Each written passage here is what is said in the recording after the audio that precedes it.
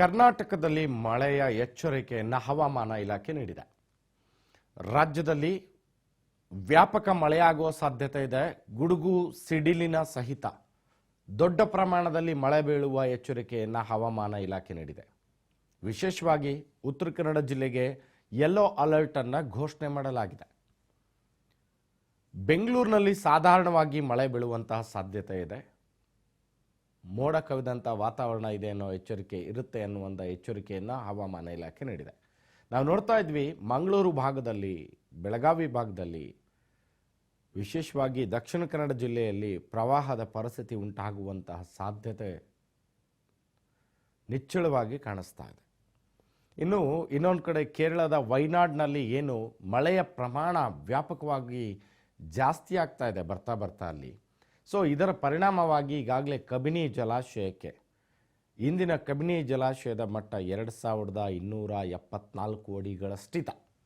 ಇನ್ನು ಕೇವಲ 10 ಅಡಿ ತುಂಬಿದ್ರೆ ಕಬಿನಿ ಜಲಾಶಯ ಸಂಪೂರ್ಣವಾಗಿ ಭರ್ತಿಯಾಗುತ್ತೆ. ಹೀಗಾಗಿ ಕೇರಳದ ವೈನಾಡಿನಲ್ಲಿ ಸುರಿತಾ ಇರುವಂತಹ ಭಾರಿ ಮಳೆಯ ಎಫೆಕ್ಟ್ ಏನಾಗ್ತಾ ಇದೆ, ಕಬಿನಿ ಜಲಾಶಯಕ್ಕೆ ನೀರಿನ ಒಳಹರಿವಿನ ಪ್ರಮಾಣ ಏನಿದೆ 18,000 ಕ್ಯೂಸೆಕ್ಸ್ಗೆ ತಲುಪಿದೆ.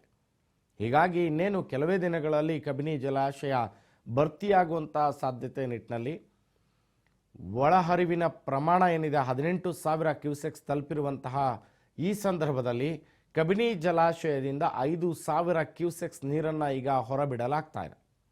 5,000 ಕ್ಯೂಸೆಕ್ಸ್ ನೀರನ್ನು ಈಗ ಕಬಿನಿ ಜಲಾಶಯದಿಂದ ಹೊರಗಡೆ ಬಿಡಲಾಗ್ತಾ ಇದೆ.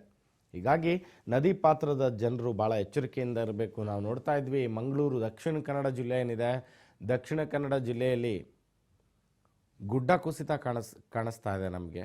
ಅದರ ಜೊತೆಗೆ ಈ ಮನೆಗಳ ಗೋಡೆಗಳು ಕುಸಿತ ಕಾಣಿಸ್ತಾ ಇದೆ. ರಸ್ತೆ ಎಲ್ಲ ನೀರಿನಿಂದ ಆವೃತವಾಗಿದೆ. ಜನ ಓಡಾಡ್ಲಿಕ್ಕಾಗ್ತಾ ಇಲ್ಲ. ಶಾಲಾ ಕಾಲೇಜುಗಳಿಗೆ ಈಗಾಗಲೇ ರಜೆಯನ್ನು ಘೋಷಣೆ ಮಾಡಲಾಗಿದೆ. ಜನ ನೀರಿನಲ್ಲಿ ತೆವಳುಕೊಂಡು ಬರುವಂಥ ಪರಿಸ್ಥಿತಿ, ಆ ಒಂದು ಪರಿಸ್ಥಿತಿಗೆ ಇವತ್ತು ದಕ್ಷಿಣ ಕನ್ನಡ ಜಿಲ್ಲೆ ತಲುಪಿದೆ. ಈಗಾಗಲೇ ದಕ್ಷಿಣ ಕನ್ನಡದಲ್ಲಿ 4 ಜನ ಈ ಮಹಾ ಮಳೆ ಏನಿದೆ ಇದು ಆಹುತಿಯನ್ನು ತೆಗೆದುಕೊಂಡಿದೆ. ಹಾಗಾಗಿ ಒಂದು ಕಡೆ ಮರ ಗಿಡಗಳು ದರಶಾಹಿಯಾಗಿರುವಂತಹ ದೃಶ್ಯಗಳನ್ನು ನೋಡ್ತಾ ಇದ್ದೀವಿ. ಮತ್ತೊಂದು ಕಡೆ ಮನೆ ಪರಿಸ್ಥಿತಿಗಳು ಹೆಂಗಿದೆ, ಈ ಮಳೆಯಿಂದಾಗಿ ಏನೆಲ್ಲ ಅನಾಹುತಗಳು ಅವಾಂತರಗಳು ಸೃಷ್ಟಿ ಮಾಡ್ತಾ ಇದೆ ಅನ್ನುವಂಥದ್ದನ್ನು ನಾವು ನೋಡ್ತಾ ಇದ್ದೀವಿ.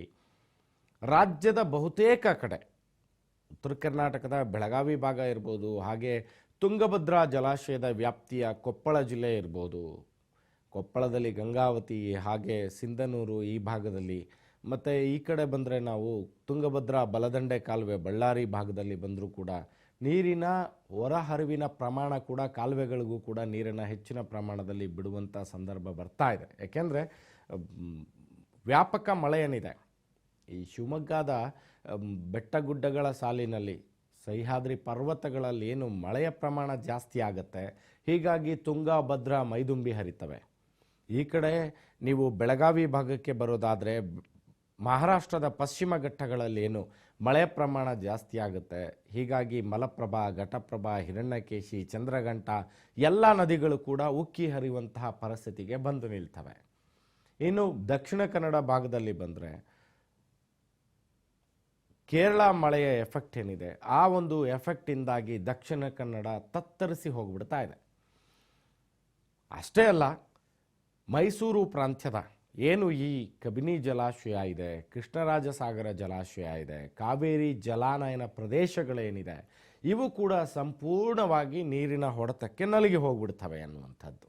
ಏಕೆಂದರೆ ಕೇರಳ ಭಾಗದಲ್ಲಿ ಮಳೆ ಜಾಸ್ತಿ ಪ್ರಮಾಣದಲ್ಲಿ ಆಯಿತು ಅಂದರೆ ಅದು ಕರ್ನಾಟಕದ ಮೇಲೆ ಎಫೆಕ್ಟ್ ಬೀಳುತ್ತೆ ಅನ್ನುವಂಥದ್ದು. ನೀರಿನ ಕಬಿನಿ, ಕೃಷ್ಣರಾಜಸಾಗರ ಇಲ್ಲೆಲ್ಲ ನೀರಿನ ಒಳಹರಿವಿನ ಪ್ರಮಾಣ ನಾವು ದೃಶ್ಯದಲ್ಲಿ ನೋಡ್ತಾ ಇದ್ದೀವಿ. ಆ ಒಂದು ಜಲಾಶಯದ ರಮಣೀಯ ದೃಶ್ಯವನ್ನು ಕೂಡ ನಾವು ನೋಡ್ತಾ ಇದ್ದೀವಿ. ನೀರು ಆ ರೀತಿಯಾಗಿ ನುಗ್ಗುತ್ತಾ ಇದೆ ಅಲ್ಲಿ. ಸೊ ಈ ಒಂದು ಮಳೆಯಿಂದಾಗಿ ಅನಾಹುತಗಳು ಸಂಭವಿಸ್ತಾ ಇದೆ. ಈ ಮಧ್ಯೆ ಇಷ್ಟೇ ಅಲ್ಲ, ಮುಂಗಾರಿನ ಮುಂಚೆ ಮಳೆಯ ಪ್ರಮಾಣ ಈ ರೀತಿಯಾಗಿದೆ. ಇನ್ನು ಮುಂಗಾರು ಪ್ರವೇಶ ಮಾಡಲಿಕ್ಕಿದೆ, ಅದಕ್ಕೆ ಮುಂಚೆಯೇ ಈ ರೀತಿಯಾದ ಅನಾಹುತಗಳು ಆಗ್ತಾ ಇದೆ. ಇದು ಎಲ್ಲೋ ಒಂದು ಕಡೆ ಅತಿವೃಷ್ಟಿಗೆ ಕಾರಣ ಆಗ್ಬಿಡುತ್ತಾ ಅನ್ನುವಂಥ ಭಯ.